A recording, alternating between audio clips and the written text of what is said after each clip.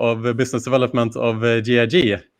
Welcome, Martin. How are you today? I'm great, thanks, Pierre. Thanks for having me.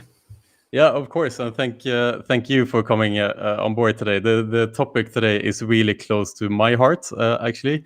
Which the topic is: do event-based sales or online-based sales deliver better leads and ROI? And this is close to my heart, obviously, as an event organizer. So I'm really curious to talk to you about this topic today, Martin. But before we dig into this, I'd love to have a little introduction of you, your background, and who you are. Okay. Well, as you said, I'm Martin Collins. I'm currently the Director of Business Development at GiG. And I've been in or thereabouts the iGaming industry since 2006.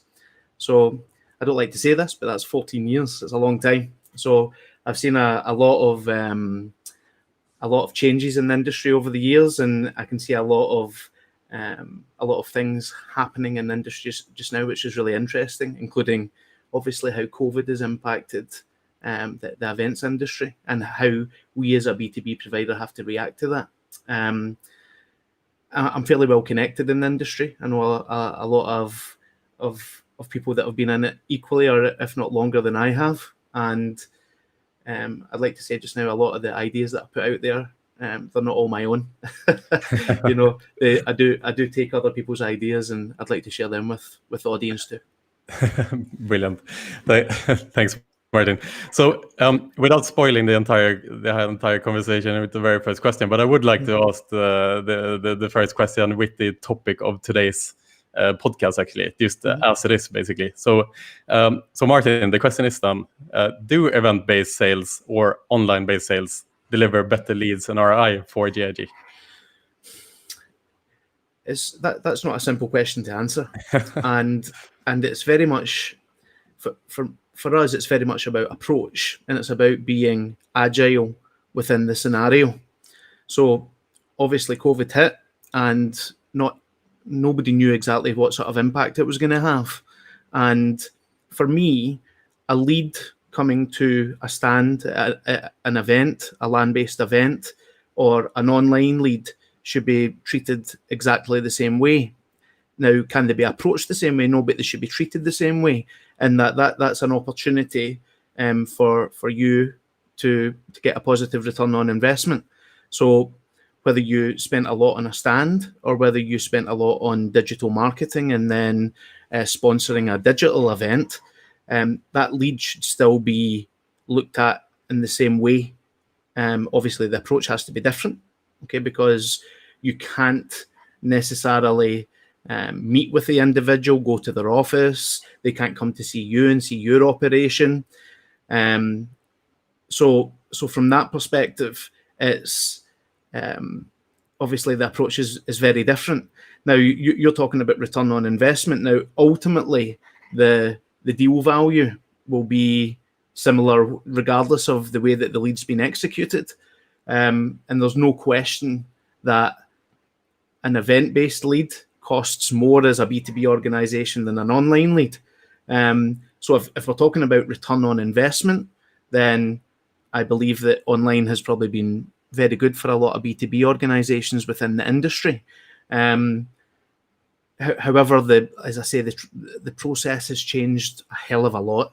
So actually, within online, I believe that you actually have to put a lot more time into the process, and the client is probably a little bit more demanding in terms of the information that they're requesting.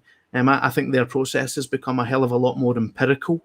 I think that they're delving deep, not only into the products, the features and benefits, the services, but they're looking at pricing. They're looking at every aspect against every single provider that they're talking to. And obviously they've got in their mind, they know where they want to get to.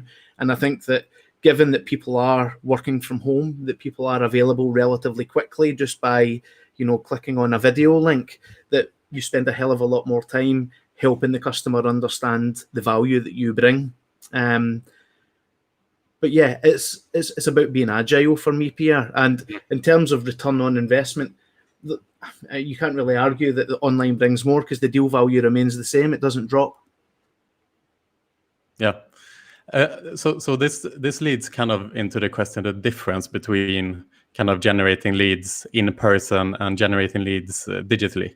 So I think as we know, there's been a lot of digital events now in the last 5 months or so, and also a lot of other digital activities with producing content and reaching out in various channels and so forth.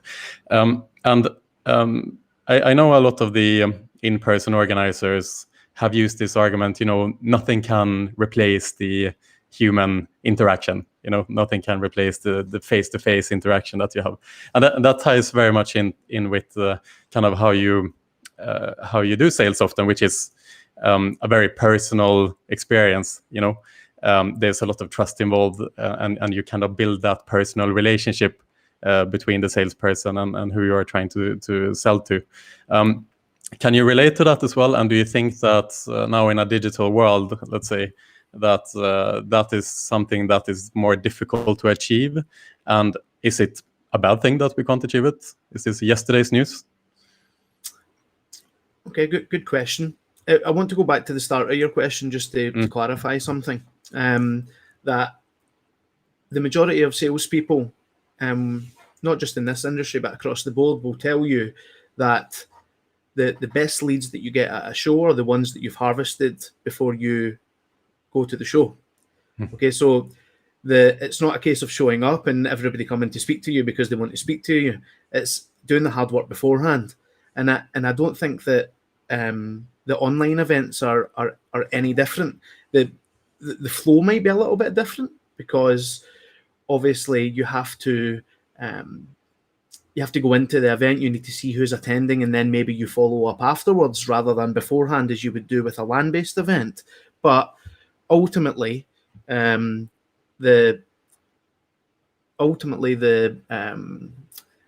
you're getting out of it is what you put into it. So that's the key area. I think both have value.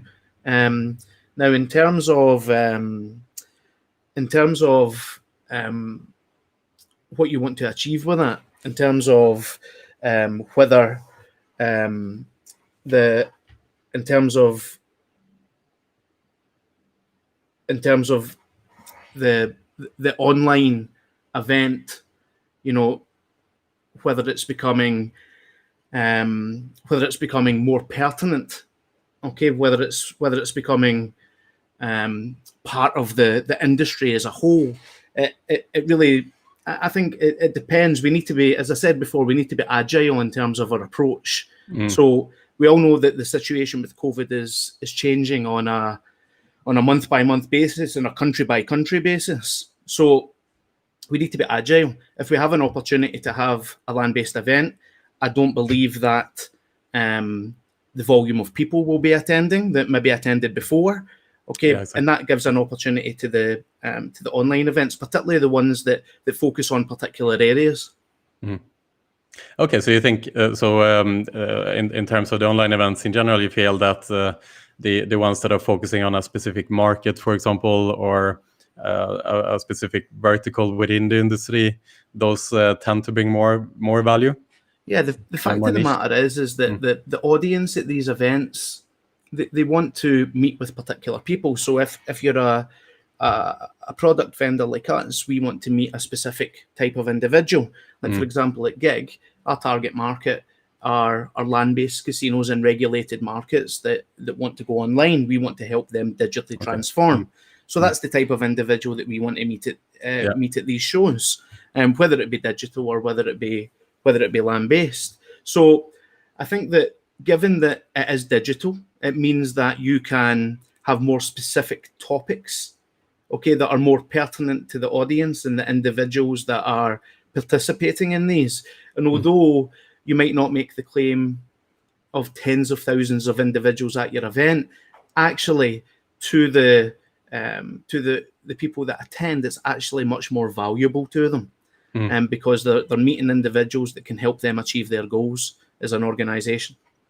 Yeah, It's interesting that you say that, because in our case as iGaming Next, when we plan kind of the activities that we are doing, we have also talked a lot about shall we niche the events, shall we keep them broad, so to say, and the direction that we are taking for our big event in November is actually a more broad perspective. We want to bring the industry together, but that would encompass, for example, the land-based casinos. It would encompass marketing, it would encompass regulation, and all these things, just to create like the most valuable agenda for the users as well. But then it's also another perspective in this, I guess, is as a B2B supplier. I mean, for you guys to get your message out there in general, not only kind of to strike up a chat or whatever, but to get this message out there that you are there, your services are there, and perhaps you have an edge in your competition. That is also, I think, a purpose that's becoming more and more important through these digital opportunities that there are now to market yourself. Would you agree with that too, or? I think that messaging and brand are becoming more important. The services that businesses like GiG and other organizations deliver are becoming more complex, simply by the nature of technology. That I can talk for us, that we're constantly trying to improve our product. We have time, Martin. Don't worry. That's really, really important for us, that we do have a product that is cutting edge in the market, and we're constantly making improvements to it. Now, obviously that impacts upon messaging. And I think that potentially, well, no, for sure, an online event will give you more eyes on that messaging and on that brand. Obviously, at a land-based event, you have footfall, etc. But if you have, I don't know, if you have thousands of people within an online event, okay, then they have focused eyes on you because they only have the screen in front of them. They don't have 1,000 other stands to look at whilst they're there. So you have a captive audience from that perspective. But yeah, from a digital perspective, I think that gives you an opportunity. But again, it's just branding. We need to think about the performance element as well, because you can build brand awareness. Okay, you can everybody can know who you are, but ultimately you've got to get in front of them somehow, and you've got to showcase your products and show them exactly how they can bring value to their organization. And that part of the funnel, going from branding into actually sitting down with somebody, is really, really important. And I would imagine that the guys who run the land-based events, or traditionally have been on the land-based event side, might claim, given that if you are a good sales guy, you're organizing your meetings in advance, then you can get to this stage quicker, because obviously from a digital perspective, you're organizing the meetings afterwards. So I think they might argue that. I'm sure that you could put a spin on it from a digital perspective, Pierre.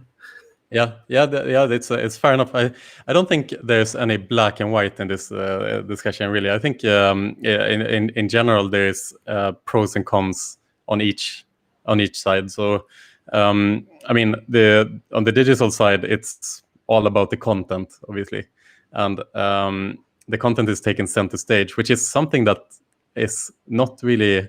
It hasn't been that way before. You've had some conferences or expos where, yes, there is content, but the expo is always what takes center stage, And I mean, we tried to change that with iGaming Next last year to kind of do the reverse, put the content on in center stage. But I think this period now has really kind of opened up for what would you say, like a iGaming intellectual renaissance, let's say. Well, it's really interesting, Pierre. If you look at non-iGaming industry events, the content plays a prominent part within the actual showcase of the brand. So, for example, I used to go to Demexco, which is a digital advertising show in Germany on a yearly basis. And on their stands, they would actually be showcasing all of their products and exactly what they deliver. So they would have seats around where people would come and sit, and they would do a demo on behalf of their customers. Now, I've seen it happen a little bit at ICE and at these types of shows, but not to the degree that content was king. Now, hopefully, that this step into digital that we've had to make will actually help progress the future of land-based events, so they're more pertinent to the audience and the people that are coming to visit. Yeah, I hope so as well. I think it's important for the industry in general to have these type of discussions that we are having now. There's so much knowledge to be had from so many interesting people, and for the ones that are actually interested in kind of digging deeper into their own knowledge and understand the industry better and learn and so forth. This is a golden era, let's say, to push your own kind of personal knowledge and professionalism forward, I think, but because it's also like previously at conferences, you would have seen there's content, obviously, but the format, how it was like, you go to the conference, you see a panel, and then it's gone. You never have an opportunity to see it again, let's say. But through these various like digital sites, you have the opportunity to rewatch, to watch it at a later point. You see some panel that you like, you share it to your friend, and it just makes kind of the knowledge sharing a lot easier, obviously, and it reaches a lot more relevant people in general on their own accord, so to say. So I think from that perspective, the digital side is definitely has a big edge. But then let's say again, going back to the in-person side of things and kind of like the human element to the whole thing and stuff like that. Do you feel like from GiG's point of view, kind of trying to establish these relationships with these in your case the land-based side and establishing the relationships, understanding each other, understanding each other on a personal level and professional level? Do you feel that is affected through these initiatives digitally? As in, I'm not talking only digital events now, but like even Zoom chats and all of this. Like, how do you feel that is affected? I think that's an interesting point. And normally, if you ask somebody that, they would instantly turn around and say, well, you can't build the same level of rapport on a video call that you can on a face-to-face meet. But the fact of the matter is that the circumstances that we find ourselves in allow you to instantly build rapport with every single person that you talk to, even if it's the first time that you've spoken to them. So regardless of where they are on the planet, regardless of who they work for, regardless of why they want to talk to you, why you want to talk to them, what's the first thing that everybody talks about? It's COVID. It's exactly what's going on. How is it impacting your country? Or for example, in Malta, if we were speaking 3 months ago, okay, I would have said, listen, I'm really, really happy with the way that Malta's dealt with things, but obviously there's been a spike after things opened up over the summer. So it allows you to build this rapport that maybe you might have struggled to build in a face-to-face scenario. If you didn't know the individual, if you didn't have anything in common. Everybody has something in common now, so it's about how you utilize that. And if you can find that common ground and build that rapport off the bat and not see it as a hindrance, but see it as an actual opportunity, then I think that impacts positively the sales process. And people become more comfortable with each other. Like I said, when you have the digital calls, when you have Zoom or Meet or whatever it might be, you're actually speaking to them to the potential customer more often than you would be than if it was having to meet up scenario. Yeah, you might have a few telephone calls in that scenario, but the majority of stuff would be done face to face. But with these video calls, everybody's just really easily accessible. And if there's a quick question that somebody needs to ask, they jump on a call and they get that information. So again, talking for GiG, we found this to be, given our approach to it, we've not had any adverse effect. I mean, you've seen that in the last couple of months, we've signed 3 new clients onto our platform. So I think you see that we've adjusted and we're reaping the rewards from that. Very interesting in general. A point I would like to make as well on this, following up what you say as well, is in regards to the Zoom call. So like before COVID, there was obviously Zoom existing still, but it was a little bit, I think, sometimes a feeling like if you would schedule a Zoom call with someone who, especially who lives in the same city, or we are based in Malta, obviously, Martin. So if you would schedule a Zoom call with someone in Malta, it was kind of the feeling of like, you're not so important, so therefore I'm only doing a Zoom call with you. So this type of period where we have now gotten used to Zoom calls, and it's kind of in our culture now, and it's kind of becoming the norm, is driven, I think, by the fact that there isn't this little stigma around scheduling a Zoom call anymore. Now it is, you like it, I like it, it's better like that. I don't have to go in my car and travel and all these things. We can have the Zoom call, jump in, jump out. So this has helped a lot, I think, in general. Okay, I think Martin disappeared there for a little bit. So let's see if we'll get him back soon. But let's say in the meantime as well, it would be interesting to hear what Martin has to say on the empirical approach to. Okay, here we go. Martin is back in the stream. Let's see. Okay. 1 second. There we go. There you're back. Apologies. Yeah. We just discussed this just before we started the podcast, that like if one of us disappears, we have to try to keep the flow of the conversation, and that's okay. But you were saying, Pierre, about the fact of the matter is that Zoom or video calls coming into part of our culture.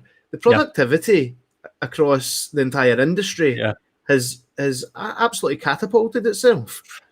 So, like for example, just with you, Pierre, if I had to get in my car, and then come home in order to do this, for example, that would be an hour and a half probably before we even do the call. So therefore, that means that I'm 3 hours out of the day in order to deliver this, whereas it's half that time if we do it on a video call. So I think it works out for everybody. Yes, I still agree. There's partners that we have that we'd really like to sit down and see the whites of their eyes rather than on a video call. Of course, you want to do that with your partners, but from an efficiency and a productivity perspective, I don't think you can argue with it. No, exactly. It's a great point, I think, and I think that's also traditionally has been the reason why expos exist in the first place, is because you go to ICE, for example, and you have 20 meetings per day. So you go from one meeting to the other, to the other, to the other, to the other, and it's a very efficient way of meeting the industry. Now the question is, and I mean that is literally the only reason why those type of expos exist. It is efficiency, being able to meet people face to face in a very efficient manner over a couple of days. Now the question is then, as we go into the future and these type of ways of communication is becoming the new norm, which I hate that expression. When I said it, I just squirmed at the same time, but it's true. Okay, these type of conversations are becoming the new norm. Meeting people via Zoom, very efficient, very easy, very simple. You jump in, you jump out, you can work, and all these things. So the question is then, in the future, if we can, on a day-to-day basis, achieve the same efficiency and the same results, creating leads, from a GiG point of view, if you are able to have as many meetings on a normal day as you would have at the GiG with the same people around the world, then it begs to ask the question, like, what role do these expos have in the future? Okay, with that, the thing is that the land-based expos are going to have to change. They're going to have to diversify, and they're going to have to remain relevant. As indicated before, I think that everybody goes to a show for a particular reason. I would imagine in the majority of cases a particular commercial reason. So if you're a vendor like GiG, then we're going there in order to speak to individuals that could be potential customers for us. And obviously speak to our existing customers as well, perhaps, so that we can showcase the development in the product that that I highlighted earlier.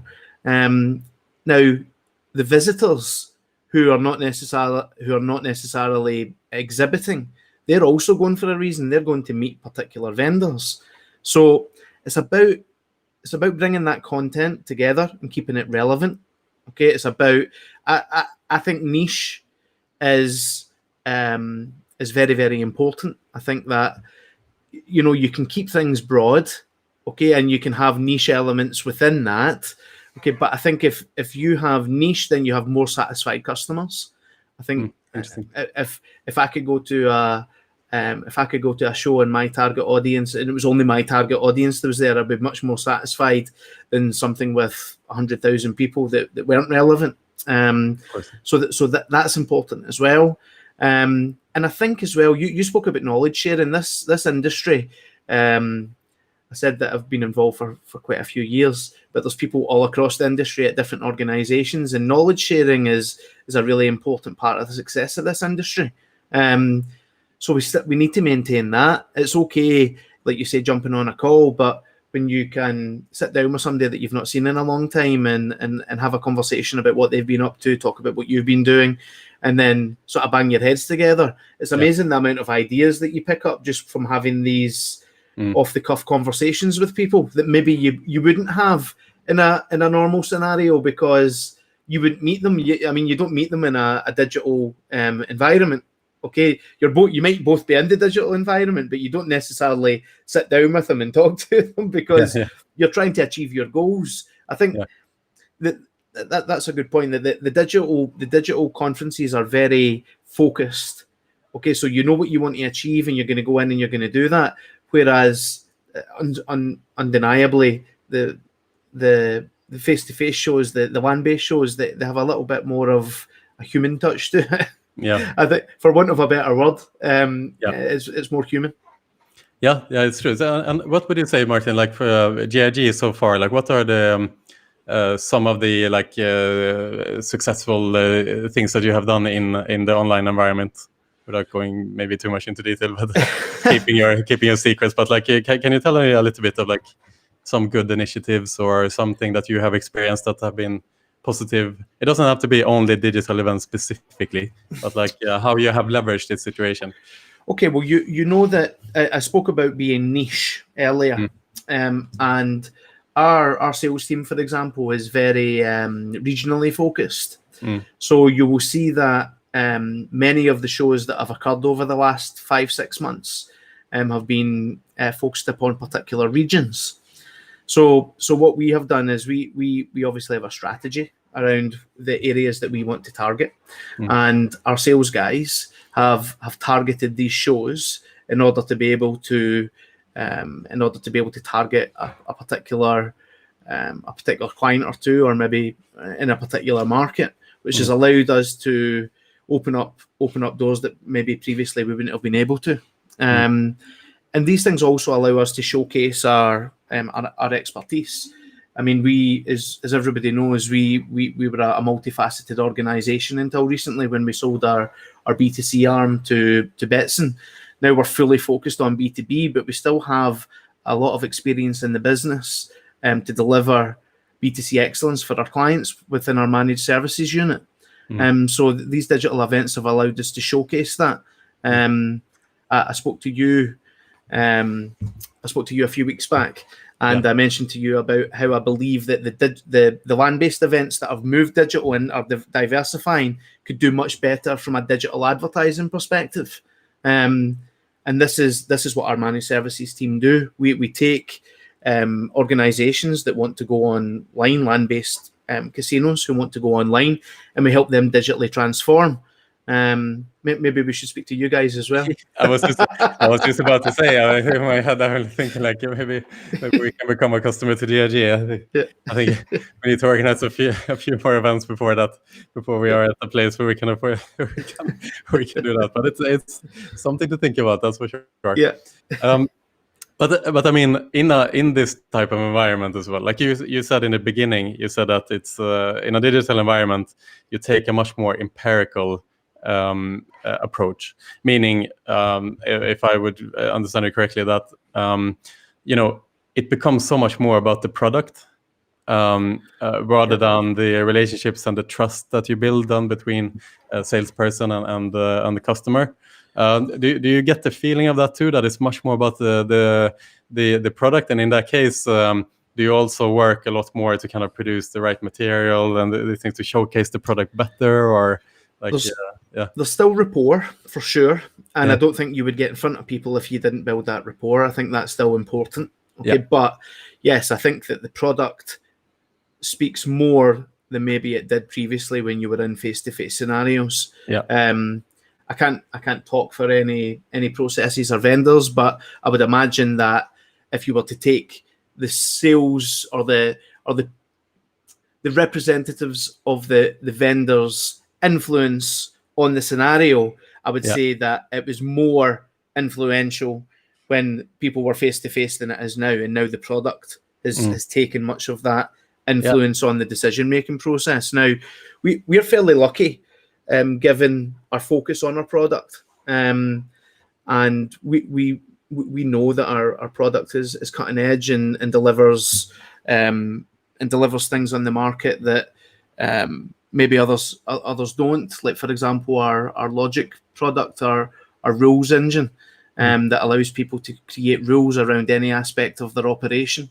We obviously have the Omni solution as well for the land-based guys going online, which allows us to do dual registration, dual loyalty, and have a shared wallet. So these types of things maybe weren't so prominent beforehand, but now when organizations are sitting down and they're looking at this in the cold light of day, it becomes a really important and more influential factor in their decision ultimately. Yeah, interesting. Yeah, and I'd like to use the last bit of time that we have now as well to now we'll travel into the future together, Mark. And we try to. I remember Jesper Kärrbrink, he said that the only people who think they can predict the future are the stock market analysis. But we'll do a good attempt now. So obviously, your focus at the moment is to drive land-based casinos online, and as a substitute to, or in addition to the land-based operation, of course.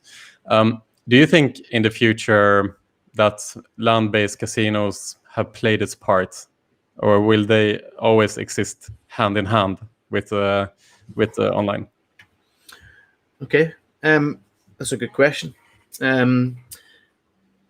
I think that when you look at the market value, of gambling, and you see that less than 10% comes from online, I think that in itself tells you that for the foreseeable future, land-based are still going to have a big say on how the market performs.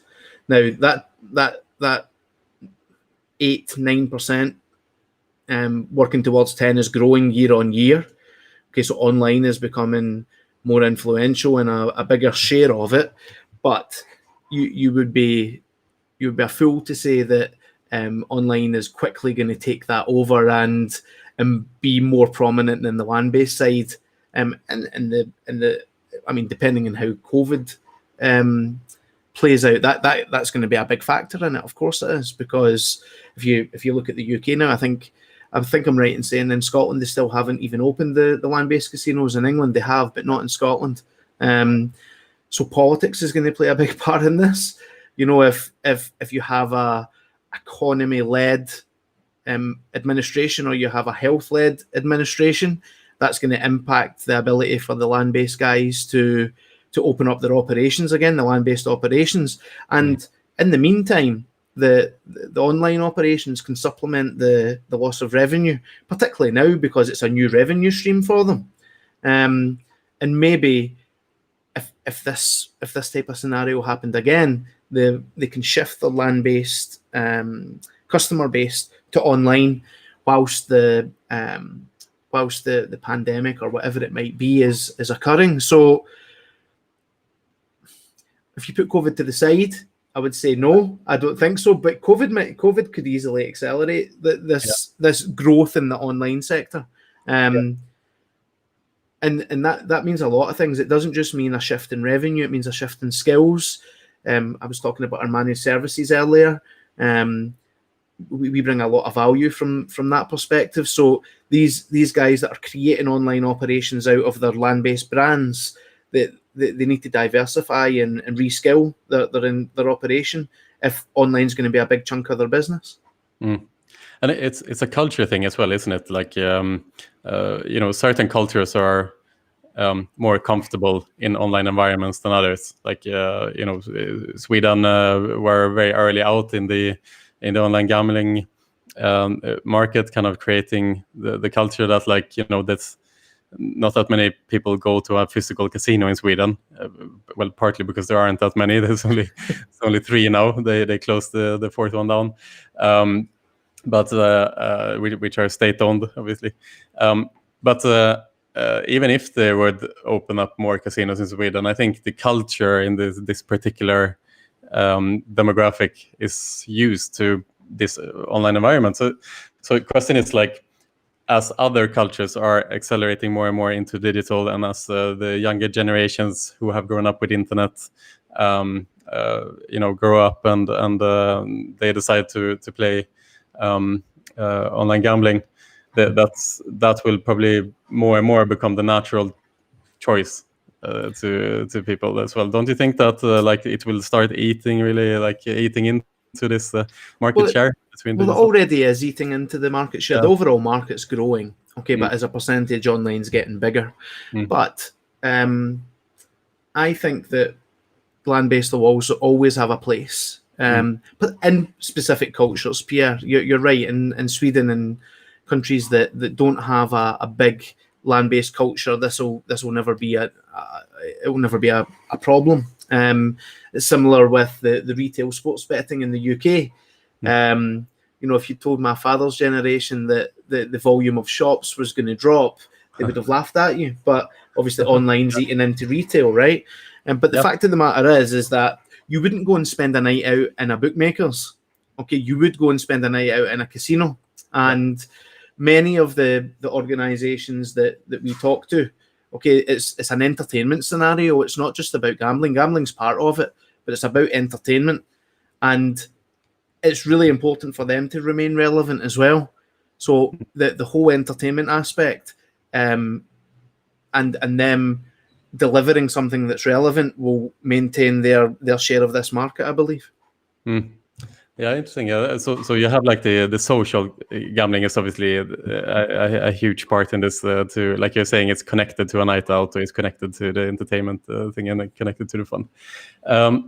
So if we done, so I have a last area that I would also like to go into the future with. So on the event side of things, then, when we look forward into the future now, what would be your prediction here on market? Like, we're still very early in this, we're still only 5 months into everything. We don't know what's going to happen.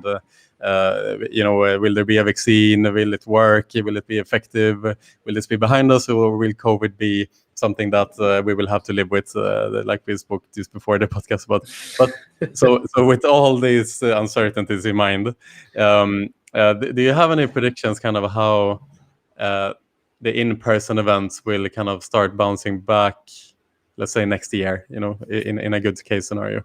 Okay. I think we spoke a lot about ROI, Pierre, and something that we focus a lot on at GiG is sustainability across the whole organization, across commercial deals and everything that we do.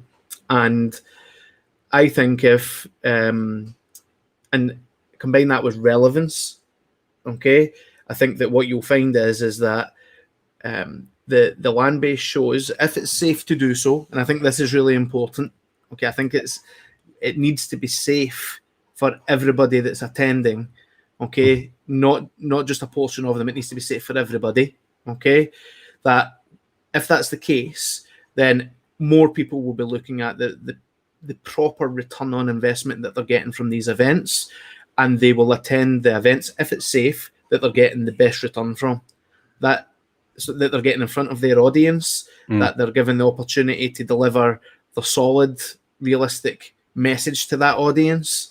The land-based events that do that will be the ones that prevail once everything sorts itself out.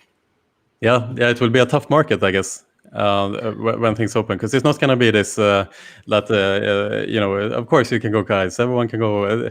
Like I guess it will be a lot more cost driven, like that you need to make a case, like a proper case. And that's the way that all businesses should be like that to a degree in any case, right? Maybe even beforehand, I don't know. But yeah, I believe that the events that maintain those key facets will be the ones that remain prominent. I think that would be my message. But you're the events expert, Pierre. I mean, it's super interesting to me to hear from your perspective, Martin. Like, obviously, this is something we discuss in the team every day.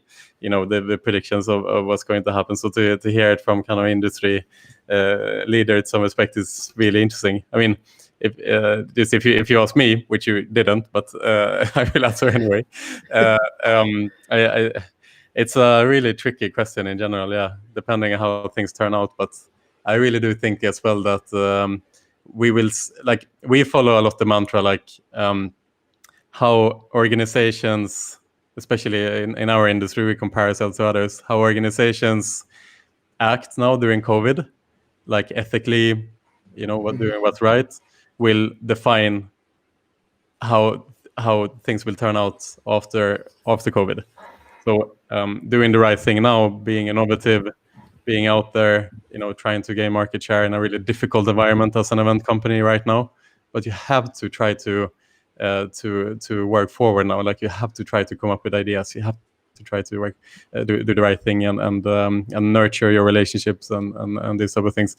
I think those organizers will be the winners in the end. The ones that take the positive elements out of this horrendous scenario are the ones that will prevail, I would imagine. And going full circle back to your first question, Pierre, I think the ones that are the most agile are the ones that will prevail, because you need to be able to adjust, and we don't know when this is going to end. So agility is really, really important. Agility is the key. And, on that note, I mean, I'd like to thank this personally as well. We've been working with GiG for the last couple of years, and it's always been a pleasure. I mean, we were. I'll actually tell you a bit of a funny story to close this off today. But the iGaming Next as a brand, as a concept, was actually inspired by GiG. Okay. And I'll tell you why. Because a couple of years ago, as you know, GiG organized this conference with Steve Wozniak here in Malta, which we were happy to have a small part in the organization, which is super fun to deal with that project. But because of that concept, which was the first time anyone did something like that within the iGaming industry, is completely innovative by GiG to do that, and I think it really gained you guys a lot of goodwill in general from the industry. But that really went to show how hungry the industry is for that type of knowledge. And in fact, that was the event, that was the concept that led us to start iGaming Next. So we are eternally grateful within the team for GiG, and we have a little bit of a special connection to you guys because of that. So just a thank you to GiG and to everyone who was involved with that, I would like to say. But before my time, Pierre, but on behalf of everybody that was involved, thanks. It's glad to have you involved. Thank you, Martin. Thank you so much for today, Martin. Like I said, for me personally, this is really interesting subject. Of course, I can go on for days and days and days about this, and it's really really interesting to hear GiG's perspective. Of course, so I'd like to thank you, and I hope our listeners enjoyed it today as well. Thank you, Martin. Is any last words from your end? No, thank you, Pierre. It's been a real pleasure to spend this time with you and discuss this topic. I look forward to be back. Brilliant. Okay, and thank you to everyone who's tuning in today as well. Thank you to our lovely sponsors, Pragmatic Solutions, for supporting this podcast and letting us drive more knowledge into the industry. I wish everyone a great afternoon, a great Tuesday afternoon, and I will see you